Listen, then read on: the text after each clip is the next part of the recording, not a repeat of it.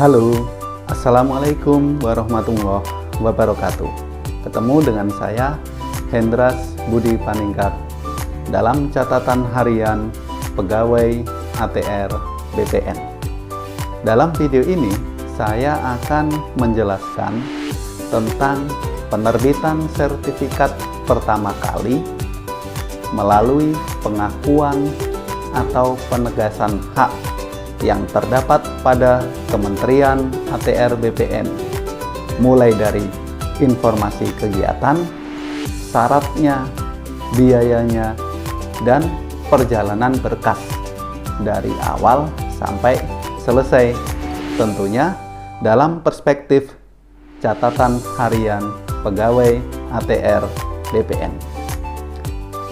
Teman-teman, Sobat ATR BPN, tahukah Anda layanan penerbitan sertifikat pertama kali dari yang belum ada sertifikat menjadi ada sertifikatnya atau memperoleh haknya yang dilakukan oleh Kementerian ATR BPN saat ini ya, melalui satuan kerja baik di kantor pertanahan ataupun di Kanwil BPN dilakukan dengan 3 metode, yaitu pendaftaran tanah pertama kali konversi, yang kedua pendaftaran tanah pertama kali pengakuan atau penegasan hak, yang ketiga pendaftaran tanah pertama kali melalui pemberian hak.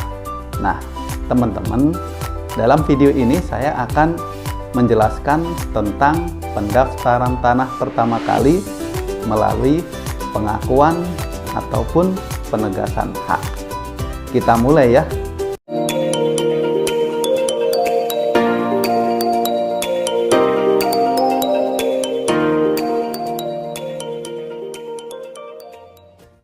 Teman-teman, pendaftaran tanah pertama kali melalui pengakuan atau penegasan hak ya.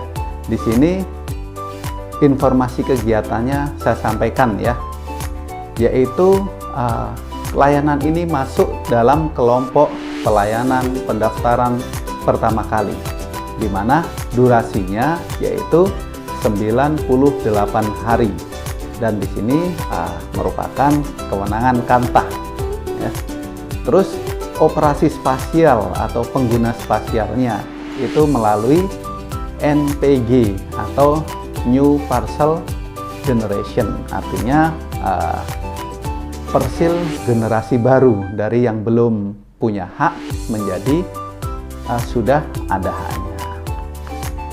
Nah, selanjutnya kita bahas mengenai persyaratan dalam permohonan penerbitan sertifikat pertama kali ini, yaitu yang pertama, teman-teman mengisi formulir permohonan yang disediakan di kantor pertanahan, mulai dari mengisi data diri pemohon, luas bidang tanahnya, penggunaan tanahnya seperti apa, riwayat perolehannya seperti apa, dan teman-teman mengisi pernyataan-pernyataan yang dibuat atau dibutuhkan, mulai dari pernyataan penguasaan fisik, tidak dalam sengketa, bukan merupakan aset pemerintah, bukan masuk dalam kawasan hutan ataupun PIPIP.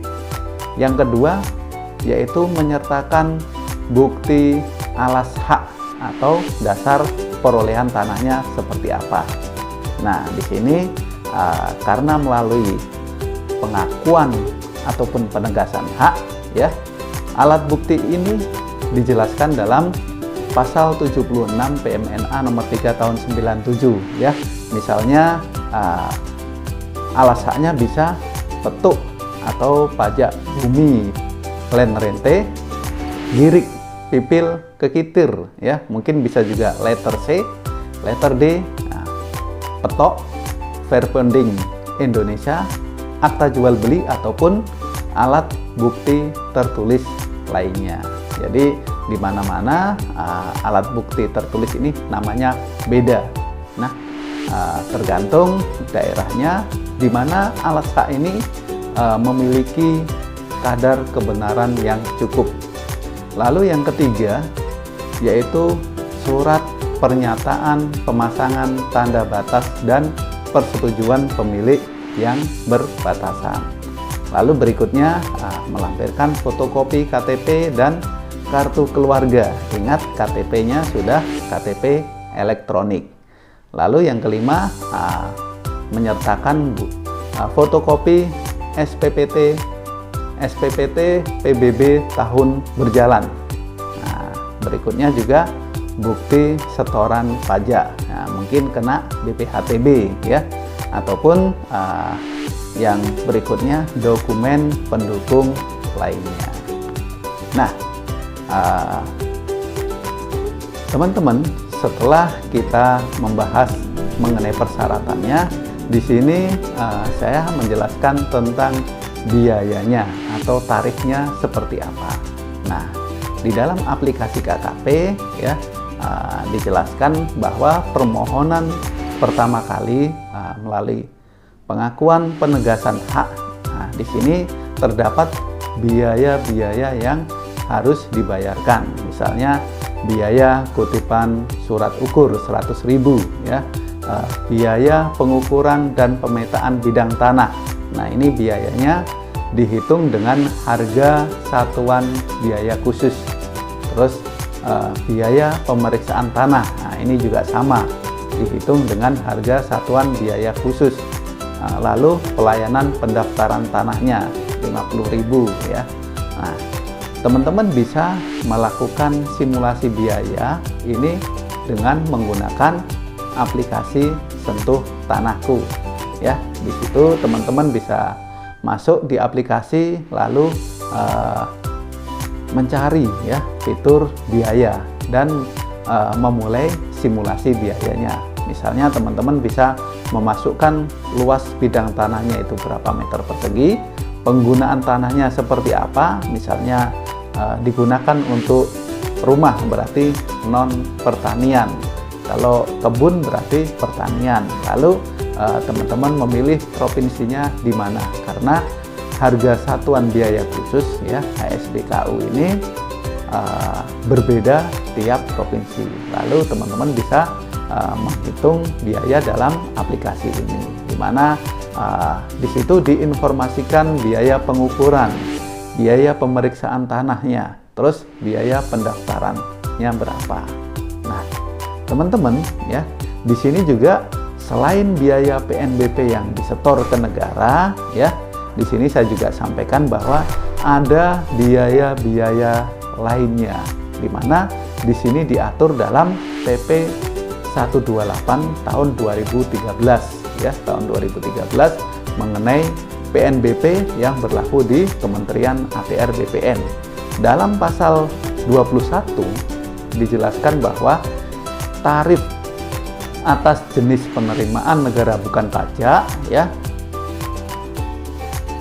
tidak termasuk biaya transportasi, akomodasi, dan konsumsi atau TAK, di mana biaya transportasi, akomodasi, dan konsumsi dibebankan kepada pemohon atau wajib bayar.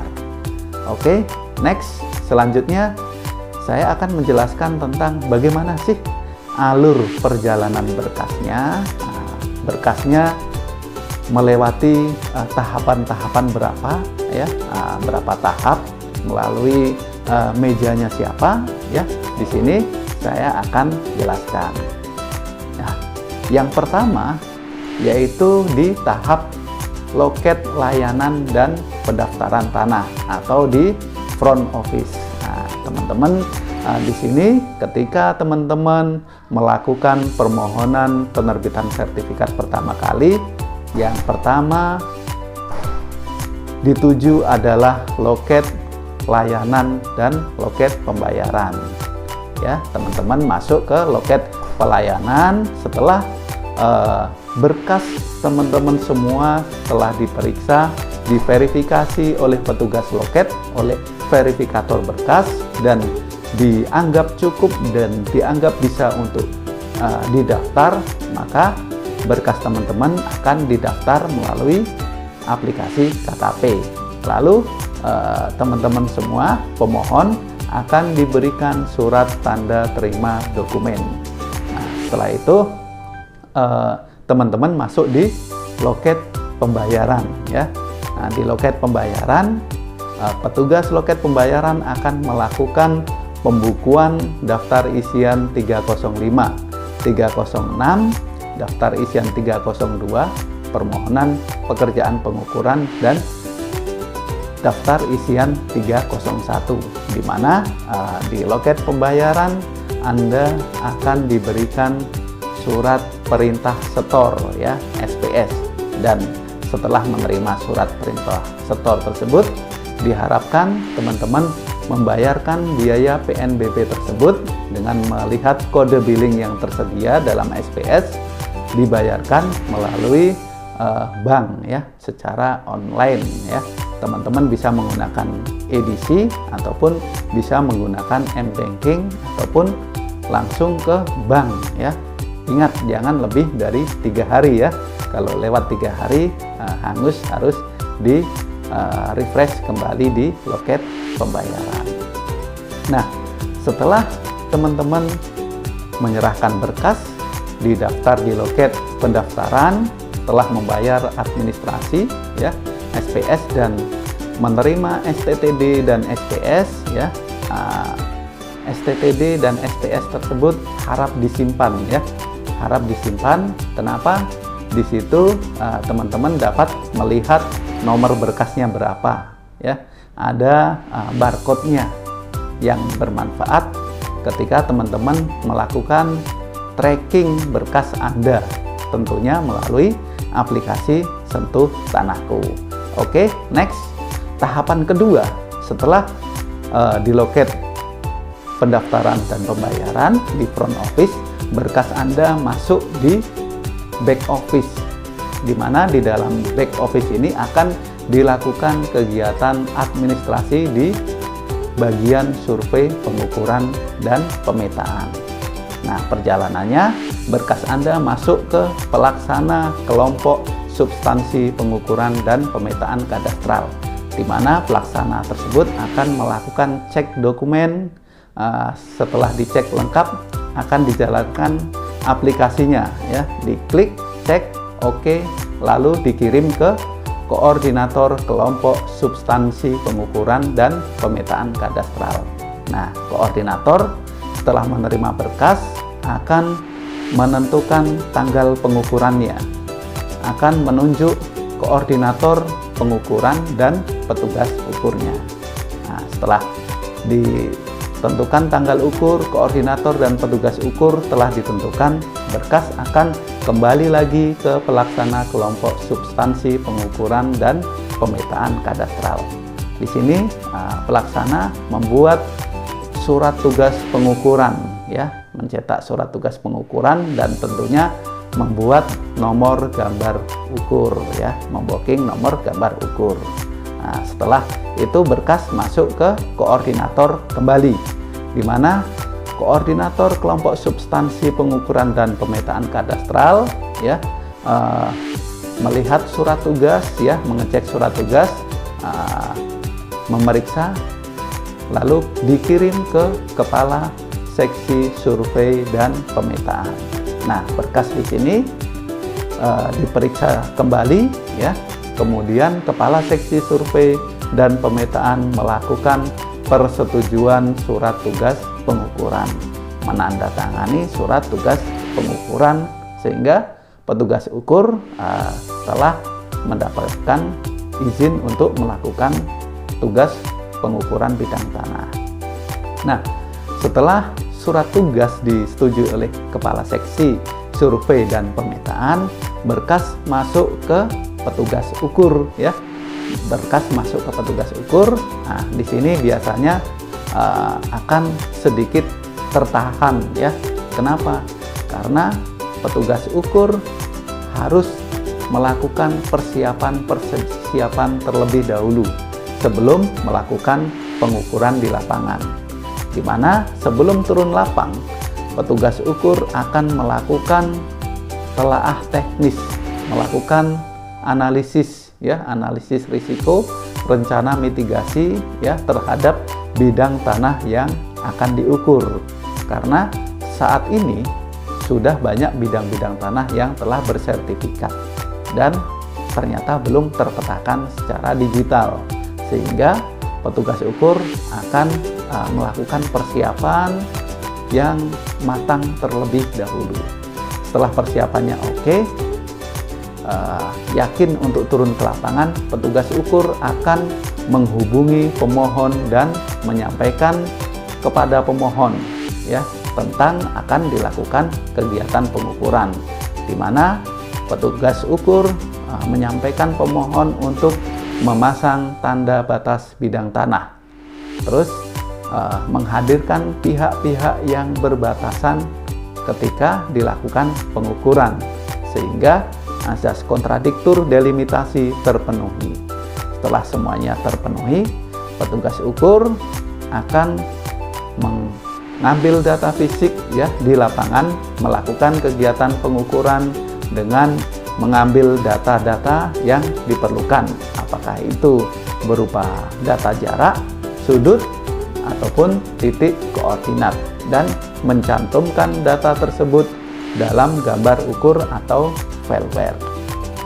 Nah, teman-teman, setelah petugas ukur mengambil data lapang, menyelesaikan pekerjaan lapangan, di sini petugas ukur kembali ke kantor, di mana masih ada tugas dalam sistem tugas back office petugas ukur, yaitu mengentry data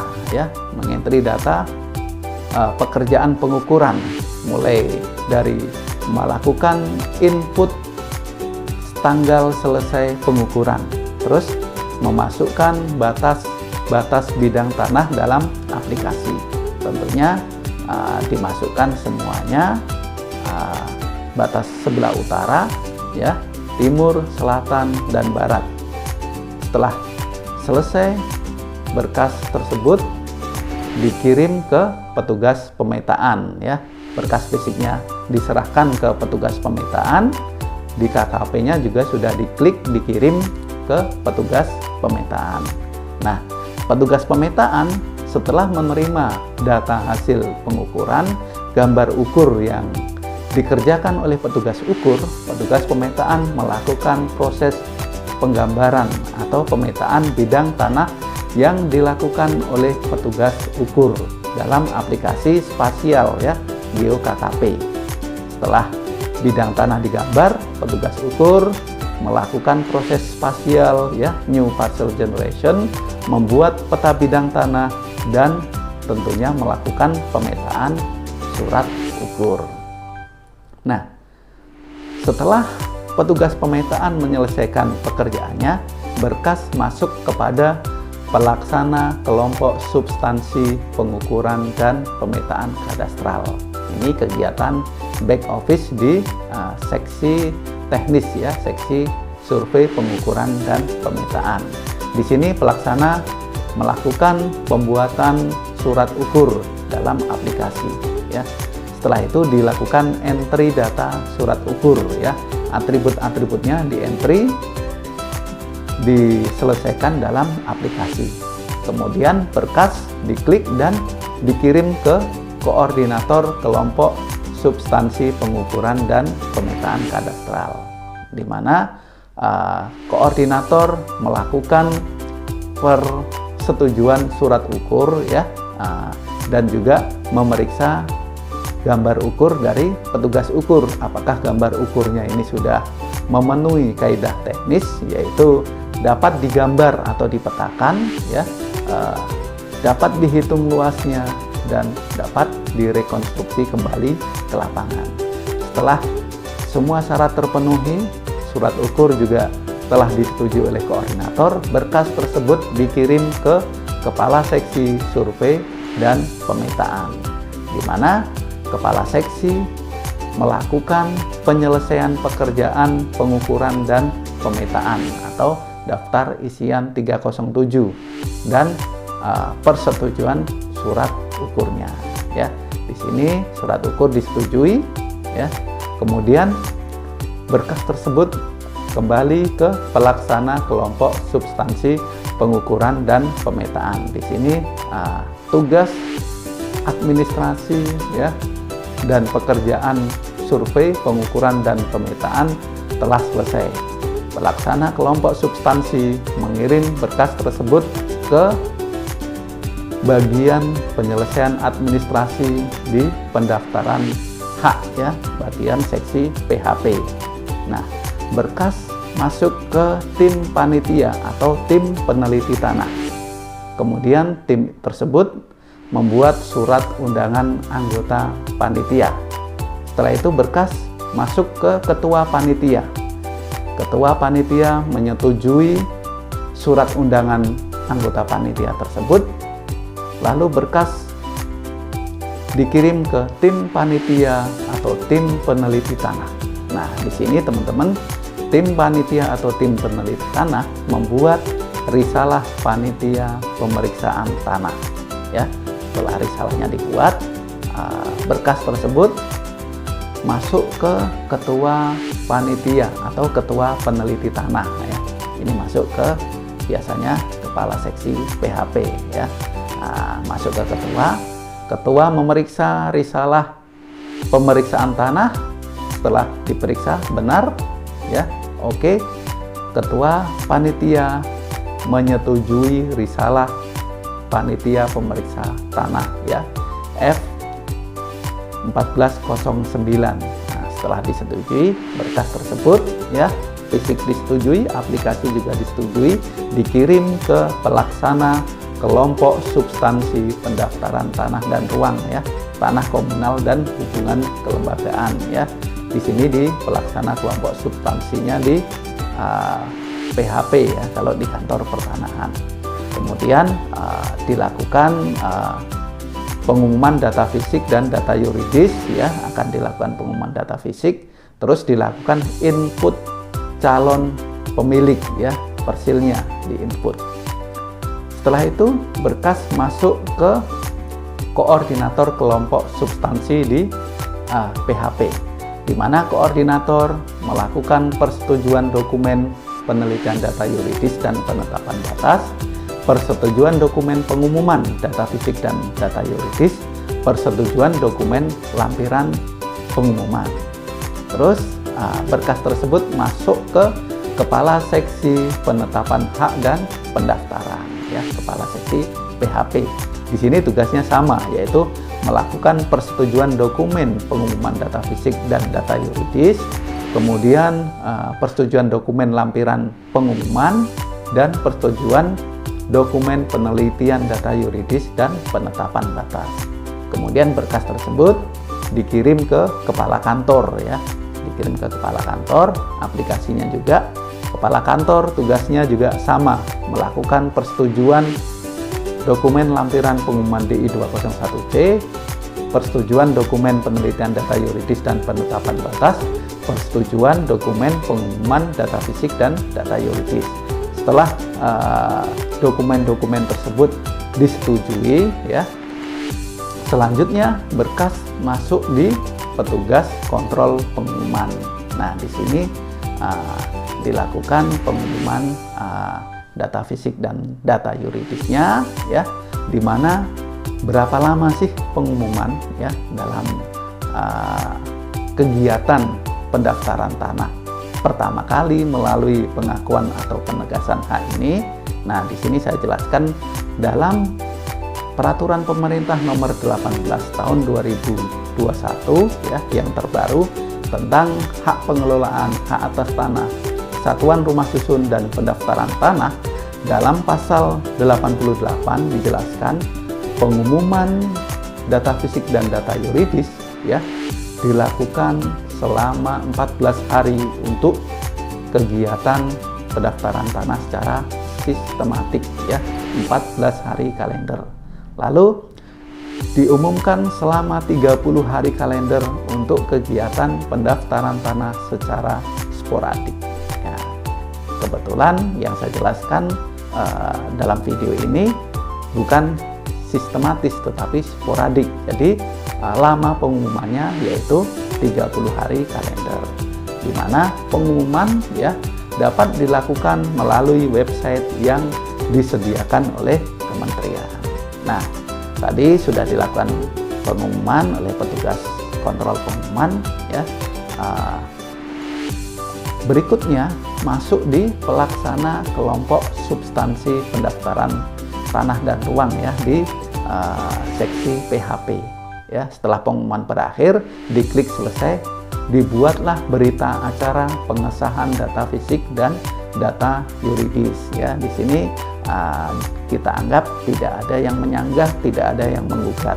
Nah, setelah dibuat berita acara, masuk berkas tersebut ke koordinator kelompok substansi pendaftaran tanah dan ruang, tanah komunal dan hubungan kelembagaan ya. Terlalu panjang namanya di sini. Kalau di kantor pertanahan ya ini koordinator kelompok di seksi PHP ya. Koordinator melakukan persetujuan dokumen berita acara pengesahan data fisik dan data yuridis daftar isian 202. Lalu berkas tersebut masuk ke kepala seksi penetapan hak dan pendaftaran PHP, di mana tugasnya sama ya, melakukan persetujuan dokumen berita acara pengesahan data fisik dan data yuridis DI 202. Lalu berkas tersebut masuk ke kepala kantor pertanahan. Tugasnya sama, melakukan persetujuan dokumen berita acara pengesahan pengumuman tersebut. Nah, setelah itu berkas masuk ke pelaksana kelompok substansi ya di seksi PHP. Setelah pengumuman tentunya berkas tersebut dapat ditindaklanjuti dengan pembuatan buku tanah hak atas tanah atau daftar isian 205. Lalu setelah dibuat, nomornya ada registrasinya, nomor hak milik berapa, diinput data buku tanah tersebut, diinput, dilengkapi ya. Di sini pelaksana yang melengkapi. Setelah selesai, masuk ke koordinator kelompok substansi pendaftaran tanah ya di seksi PHP, di mana koordinator melakukan persetujuan buku tanah hak atas tanah ya, tentunya diperiksa dulu, melakukan penetapan hak atas tanah dan penyelesaian pekerjaan pendaftaran tanah. Kemudian berkas tersebut kembali masuk ke kepala seksi penetapan hak dan pendaftaran kasih PHP. Di sini tugasnya juga sama, melakukan persetujuan buku tanah, penetapan hak atas tanah dan penyelesaian pekerjaan di kasih PHP.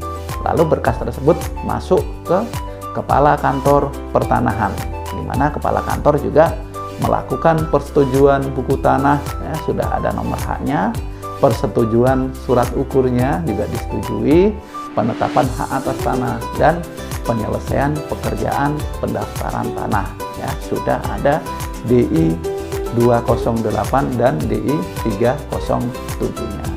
Nah, setelah itu secara administrasi berkas permohonan ya sudah lengkap, masuk ke pelaksana kelompok substansi di seksi PHP, di mana di sini dilakukan cek berkas, kemudian berkas tersebut dikirim di loket penyerahan hasil atau di front office ya.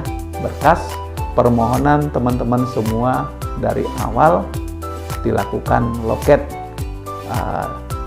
permohonan ya, pembayaran, lalu masuk ke back office, pengukuran back office seksi PHP ya, pengumuman, persetujuan, dan ternyata sudah masuk ke loket pelayanan penyerahan, di mana pemohon dapat mengambil produknya yaitu sertifikat hak atas tanah, lalu dilakukan cetak tanda terima hasil pekerjaan DI 301A. Nah, teman-teman, itulah sedikit informasi yang bisa saya sampaikan mengenai layanan pendaftaran tanah pertama kali melalui pengakuan ataupun penegasan hak, di mana tanahnya ini merupakan tanah bekas milik adat dan dilakukan di biasanya di Pulau Jawa ya. Nah, kebetulan saya bekerja di Kantor Pertanahan Kota Kendari, di mana permohonan sertifikat pertama kali dilakukan dengan metode permohonan SK hak milik perorangan ya, melalui pemberian hak. Nah, ini nanti insya Allah akan saya jelaskan di video berikutnya. Terima kasih ya. Jangan lupa like, comment, share, and subscribe ya, biar channel ini tetap semangat dan berkembang. Saya Hendras Budi Paningkat. Sekali lagi terima kasih. Assalamualaikum warahmatullahi wabarakatuh.